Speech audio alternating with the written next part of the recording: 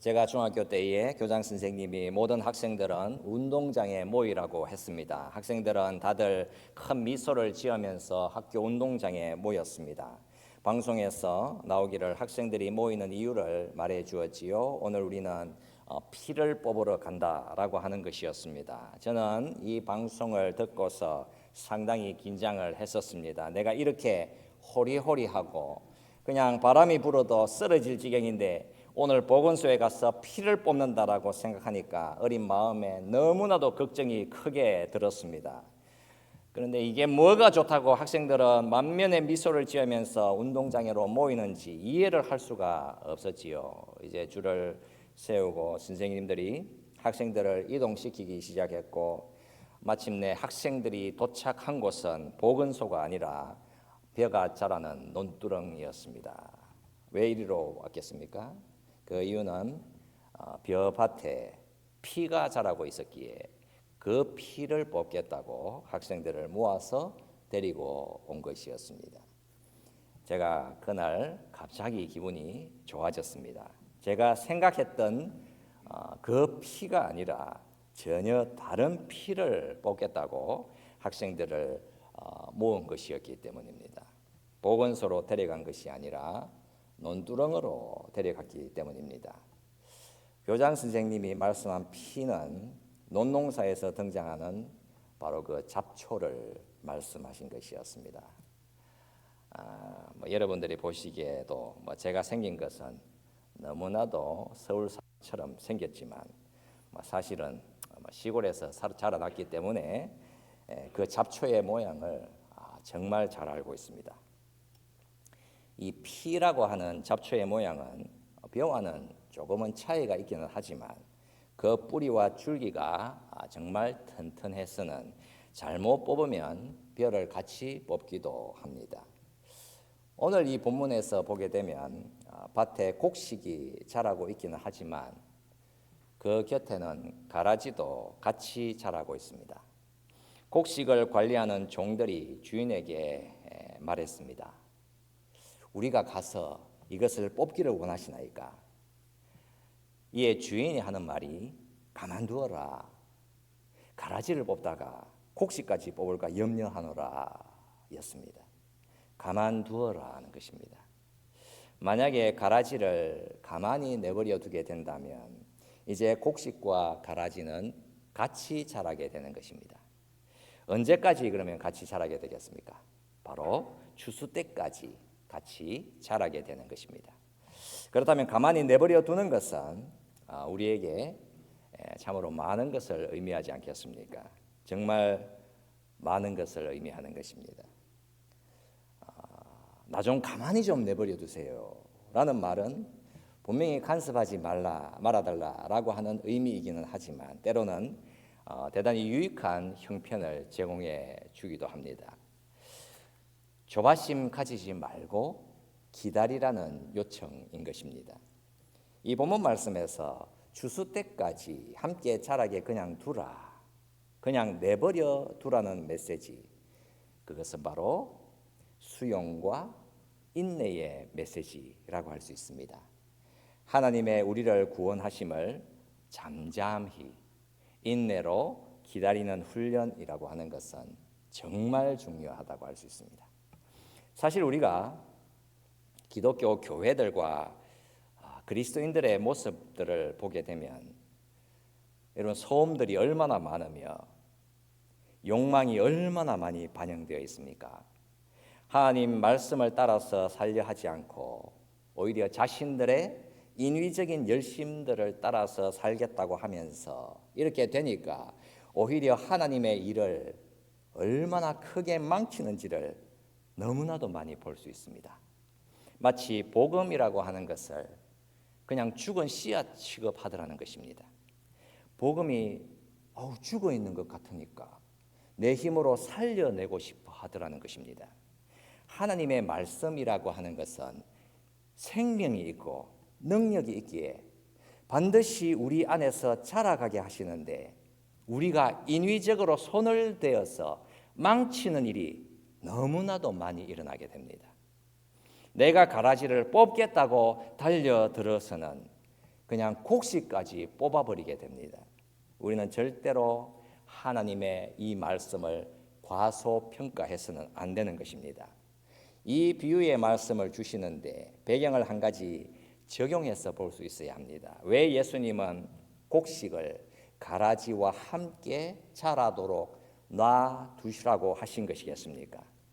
여러분, 이 질문에 대해서 아주 직설적인 질문이 우리에게서 나올 수 있는 것입니다. 왜 하나님은 왜 아무런 일도 안 하십니까? 뭐라도 하셔야 하는 거 아닙니까? 가라지는 그냥 뽑아버려야 하는 거 아닙니까? 라고 하는 질문인 것이지요. 이 비유에는 마귀가 나타나서 사람들이 자고 있을 때에 밭에다 가라지를 뿌려 놓았습니다.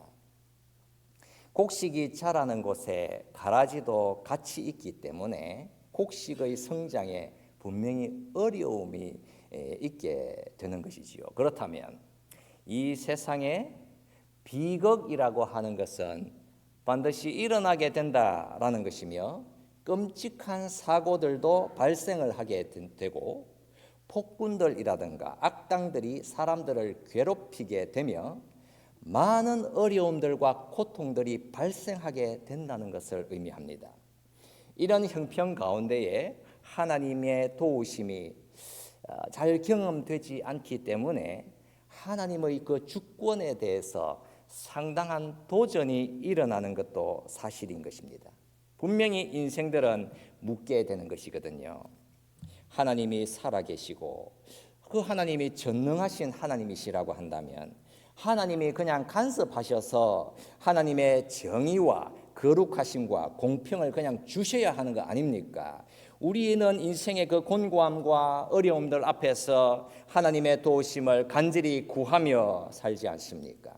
사실 이런 질문은 대단히 적절한 질문인 것입니다. 하나님이 그의 강력한 능력으로 놀랍게 압도적으로 이 땅을 바르게 통치하실 수 있지 않느냐라고 하는 질문인 것입니다.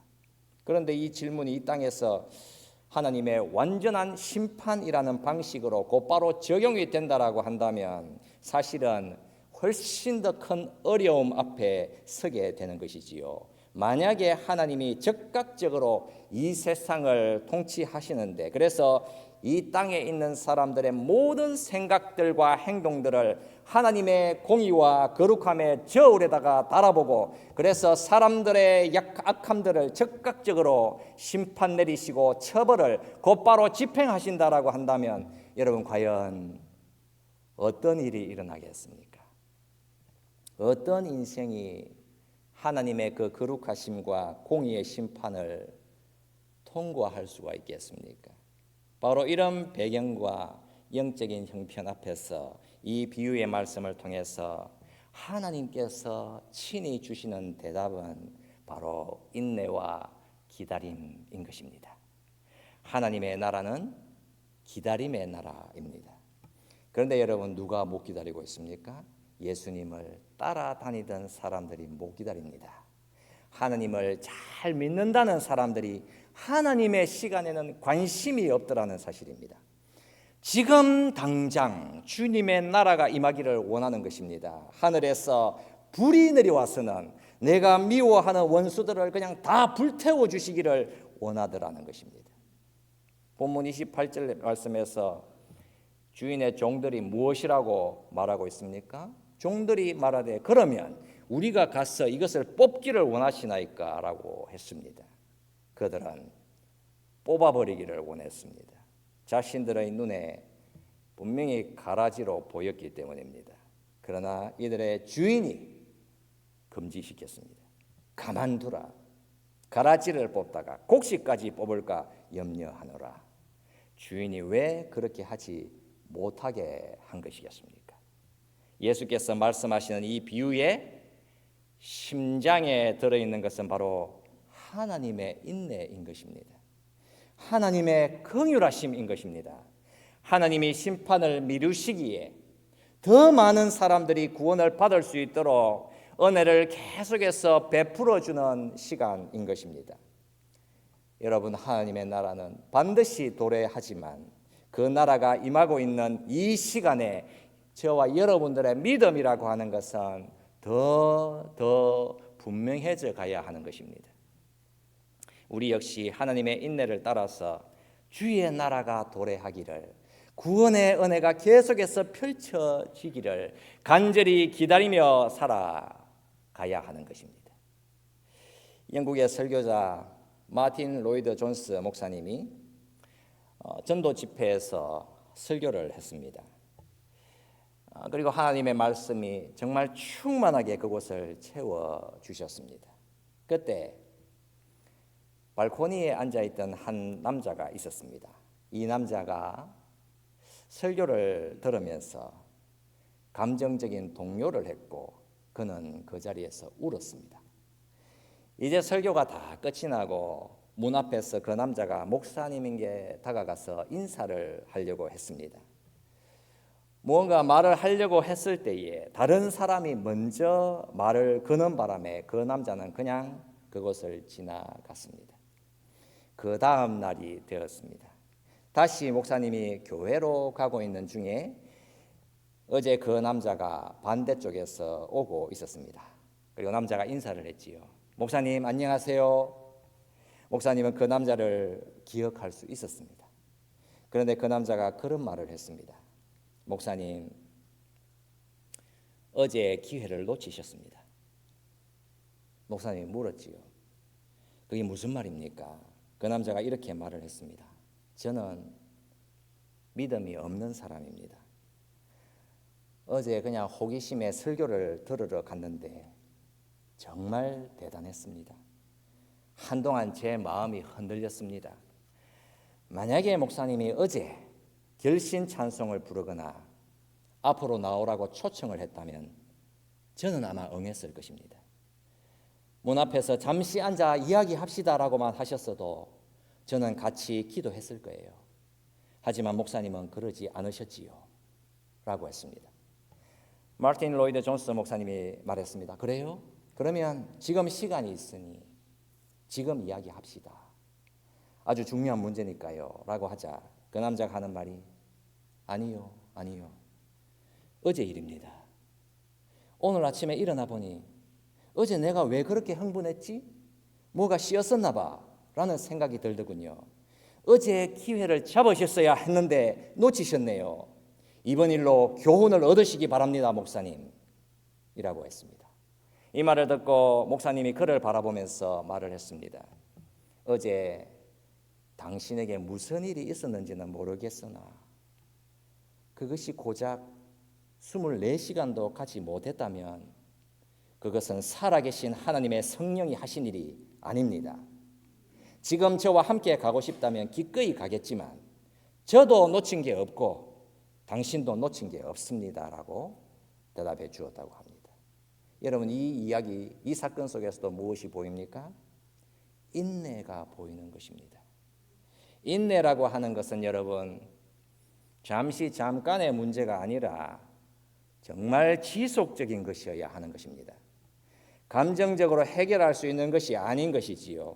내가 선과 악을 가려내겠다고 달려드는 것은 정말 성급한 행동인 것입니다.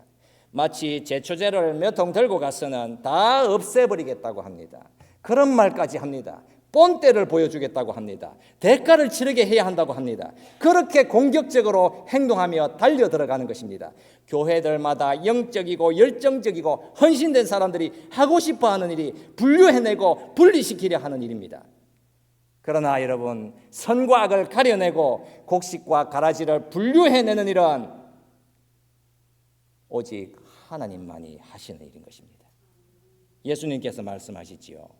가라지를 뽑다가 곡식까지 뽑을까 염려하노라. 밭의 주인, 씨를 뿌린 분, 바로 그 하나님은 단 한 알의 곡식이라도 그게 잃어질까 봐 크게 염려하시는 것입니다. 하나님은 죄인들을 찾아 구원해 내시기 위해서 가야 할 곳은 어디든지 가시는 분이신 것입니다.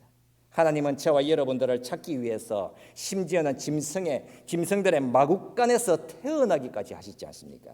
심지어 죄인들인 우리를 찾으시겠다고 십자가에서 죽기까지 하셨습니다. 저와 여러분들이 죽음의 가라지에 얽매여 있을지라도 하나님은 절대로 여러분들을 버리시지 않으십니다. 그러나 여러분, 오늘날의 교회들과 그리스도인들이 정말 잘하는 일이 있습니다. 그것은 가라지를 뽑는 일을 너무나도 누구보다도 잘합니다. 냉정하게, 치밀하게, 날카롭게 잘라버립니다. 그러나 주님께서 말씀을 하셨지 않습니까? 아니라, 가만두라. 가라지를 뽑다가 곡식까지 뽑을까 염려하노라. 이 말씀이 바로 지금 이 순간 선포되기에, 예전에는 우리가 가라지를 뽑는 일들을 정말 잘했다라고 한다면 이제는 여러분 어떻습니까? 회개하고 돌아와서 단 한 알의 작은 곡식이라도 뽑힐 만한 일은 하지 않는 자리로 나아가야 하는 것입니다. 작은 곡식을 돌아보고 양육해주고 보호해주고 성장을 돕는 일을 우리는 더 잘하게 되는 것입니다. 내 심령 속을 강력하게 자리 잡았던 그 제초제들을 다 제거해 버려야 하는 것입니다. 제초제와 칼을 드는 대신에 하나님이 행하실 일하심을 그냥 소망과 인내로 기다리는 것입니다. 우리는 이 비유에서 하나님의 본성과 그 하나님의 사랑을 더 깊이 있게 느끼고 깨달을 수 있어야 하는 것입니다. 곡식과 가라지는 여러분 서로 대립하고 있는 상태입니다. 이 세상에 왜 이리도 고통이 많고 왜 그렇게 악의 뿌리가 강력한 것이겠습니까? 왜 시간의 흐름 앞에 우리의 몸과 마음은 계속해서 말라져 가고 거울을 보는 것조차 두려운 것입니까? 인간의 심령 그 깊은 뿌리에 악이 존재하고 있기 때문입니다. 인간의 정신과 사회의 뿌리에는 정말 강력한 암적인 존재가 있어서 온 만물의 내장을 파먹고 있습니다. 그 어느 것 하나 완전하지 않으며 모든 것은 왜곡되어 있고 조각나서 깨어져 있습니다. 여러분은 잠시 동안만이라도 여러분들만이 가지고 있는 혁명에 대한 생각을 온전히 멈추고 그것을 버려야 합니다. 여러분들의 심령 속에 자리 잡고 있는 슬픔, 정오, 비탄을 멈추어야 합니다. 예수님이 어떤 나라를 준비하셔서 지금 기다리시고 계시는 것입니까? 가난이 없고 질병이 없고 불의가 없는 나라를 가져오시고 있습니다. 차별과 갈등과 외로움이 없는 세상을 가져오시고 있습니다. 죄책감과 불행함과 정신질환과 파괴와 붕괴가 없는 세상을 가져오시는 것입니다. 하나님의 나라는 이 세상이 그리워하는 어떤 영토 개념이 아니라 하나님의 완전하신 통치를 경험하는 나라인 것입니다. 바로 치유와 회복의 나라인 것이지요. 예수 그리스도의 빛과 그 권능 아래에서 우리의 삶의 모든 영역들이 회복이 되고 변화된 나라인 것입니다. 그 나라로 인도하시는데 그러면 무엇이 그 길로 안내하고 있는 것입니까? 바로 하나님의 말씀, 바로 그 생명의 씨앗인 것입니다. 그 씨앗이 자라서 곡식이 되는 것이지요. 우리 삶의 모든 부분들이 새롭게 자리를 잡게 되고 우리의 모든 관점들이 하나님의 나라를 통해서 새롭게 구성되어 가는 시간인 것입니다. 그 놀라운 변화와 생명의 나라로 인도해 나가시는데 예수님께서 여러분 무엇을 심어 놓으신 것입니까? 바로 예수님의 십자가를 심어 놓으셨습니다. 그 십자가를 통해서 저와 여러분들의 그 죄의 대가를 다 지불해 버리셨지요. 예수님을 보내신 하나님이 바로 저와 여러분들의 아버지시다라는 사실을 깨닫는 변화의 자리로 인도하셨습니다. 이미 완성된 그 나라로 우리를 인도하시기까지 우리가 이 땅에서 걸어가야 할 길은 아니라 가만두라. 바로 사랑과 용납의 길인 것입니다.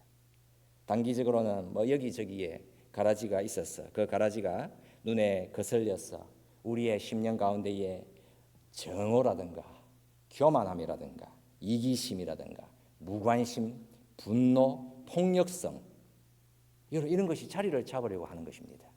마치 하나님의 나라가 너무나도 후퇴하는 것 같습니다.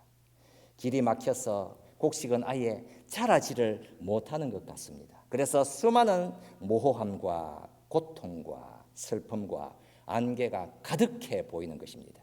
그러나 우리는 기다리는 사람들입니다. 호들갑 떨지 말아야 합니다. 뭔가 내 인생이 뭔가를 이루어낸 것 같고 성공을 이룬 것 같다 싶으면 우리는 하나님 앞에서 믿음으로 고백해야 합니다. 하나님, 분명히 감사한 일이긴 하지만 이런 것은 일시적인 것일 뿐입니다. 이 세상에서 보이는 가장 위대한 일들조차 항상 오염되어 있음을 알기 때문입니다 라는 고백을 해야 하는 것입니다. 그리고 여러분, 우리가 이 땅에서 일이 잘 안 풀린다거나 원수의 방해를 받았을 때에는 이렇게 고백해야 합니다. 주님, 내가 비록 부당하고 불합리한 대우를 받았지만 주님께서 다 바로잡아 주실 것입니다. 내가 할 필요 없습니다. 주님께 다 맡깁니다. 여러분, 우리가 이 땅에서 아무리 잘해도 교회라든가 훌륭한 성도들이 이상적인 나라라든가 유토피아를 건설할 수 없습니다. 우리는 냉소적이어서도 비관적이어서도 그래서 정죄해서는 안 되는 것입니다. 만약에 우리의 심령이 계속해서 썬뿌리를 우리의 심령에 간직하고 있다라고 한다면 그 의미하는 바 하나님이 가져오시는 필연적인 추수를 잊고 살아가고 있는 상태인 것입니다. 복음을 그냥 외면하면서 살아가고 있는 것입니다. 복음이 그 심령에 아무런 영향을 미치고 있지 못한 상태인 것입니다. 예수께서 이 비유를 말씀을 하실 때에 분명히 주님이 의도하신 바는 곡식과 가라지가 같이 있을 때에는 이 서로가 상당히 닮아 있음을 분명히 보여주려고 하신 것입니다. 그 모습은 얼마든지 그리스도인 같아 보일 수 있습니다. 덕이 있는 것 같고 품위가 있는 것 같고 종교적이고 교회에도 열심이고 분명히 곡식 같아 보이는데 알고 보니까 알곡이 없는 가라지일 수 있음을 분명히 주님은 경고하시고 있는 것입니다. 이 본문의 말씀이 전하는 두려움이 하나 있는데 그것은 하나님의 나라를 방해하는 중요한 전략 중에 하나가 가짜인 것인데 진짜처럼 흉내를 내고 있다라는 점인 것입니다. 속으며 살 수 있다는 말씀입니다. 교회 생활을 아무리 열심히 하고 얼마든지도 가라지일 수 있기 때문입니다. 여러분, 예수님께서 말씀을 하셨지요. 천국은 좋은 씨를 제 밭에 뿌린 사람과 같으니 그렇다면 그 씨앗은 밭에서 자라게 됩니다. 뿌려진 씨앗이기에 여러분, 식물이란 스스로를 심을 수 없습니다. 그 식물이 가라지가 아니라 곡물이라고 한다면 그 곡물은 분명히 성장하게 되고 깨닫게 되는 것입니다.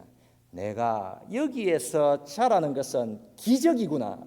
내 힘으로 자라는 것이 아니라 외부에서 하나님의 권능이 들어와서 나를 만드셨구나. 그리고 그 곡물은 내가 성장하고 자라고 있구나라는 사실을 분명히 경험하게 되는 것입니다. 시간이 흐를수록 그 곡물은 예수님의 형상을 닮아가게 되어 있습니다. 그러나 가라지는 가짜이기 때문에 참된 성장을 할 수 없습니다. 그리스도인은 세월이 흐를수록 하나님이 누구신지 그 하나님으로 인하여 만족하는 마음이 커지게 되어 있습니다. 그러나 가짜는 하나님으로는 절대로 충분하지 않습니다. 내 인생의 번영과 내 인생의 행복, 내 인생의 기쁨이 없다라고 한다면 하나님이라는 분은 내 인생에 의미가 없습니다. 하나님은 우리의 성장을 기다리시고 있는 것입니다. 하나님은 반드시 곡물이 성장하도록 만들어내시는 것입니다. 내 인생에 의지하고 있던 것들이 하나씩 하나씩 사라져가고 그것이 흔들릴 때에 그러나 하나님을 향한 기쁨과 만족은 과연 우리 안에서 자라가고 있는 것입니까?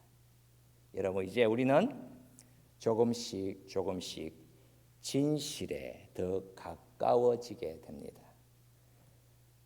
내 인생 걸어온 길 돌아볼 때에 예컨대 5년 전, 10년 전과 비교했을 때에 그때보다 지금 나의 죄를 훨씬 더 잘 알게 되었고 나의 연약함과 나의 허물을 더 많이 깨닫게 되었고 이전에는 감히 마주하지조차 못했던 것들을 과연 이제 볼 수 있게 되었습니까?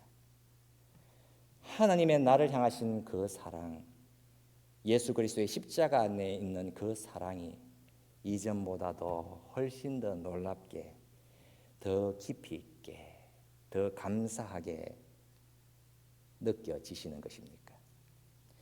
복음이라고 하는 말씀의 씨는 정말 놀라운 것입니다. 오직 예수를 믿는 그리스도인들의 심리 구조에서만 나타나는 유일무이한 현상인 것입니다. 피를 쏟으시는 주님의 십자가 앞에서 내가 누구인지 나의 죄를 너무나도 잘 알기 때문에 더욱더 겸손해져 가게 되고 허세 따위는 사라져 가게 되고 거만함들은 줄어들게 되고 사람에 대해서는 사랑으로 더 예민해져 가는 것입니다. 여러분들은 이렇게 성장하고 계십니까? 여러분, 내가 곡물인지 아니면 가라지인지 우리가 알아야 할 필요는 없습니다. 우리가 이 시간 함께 이 말씀을 생각하면서 같이 기도하기를 원합니다. 주님, 지금 이 순간 내가 확정하고 싶습니다. 예수님은 나의 구원의 주님이십니다. 나를 받아주시는 것은 내가 행한 그 무엇 때문이 아니라 오직 예수님이 그 당신께서 십자가에서 행하신 그 일하심 때문입니다. 나는 오직 예수님 당신의 것입니다. 내 심령에 주님을 모십니다. 나를 받아주소서. 내 심령에 예수 그리스도의 복음으로 충만하게 해달라고 함께 동성으로 같이 기도드리도록 하겠습니다. 살아계신 우리 하나님 아버지,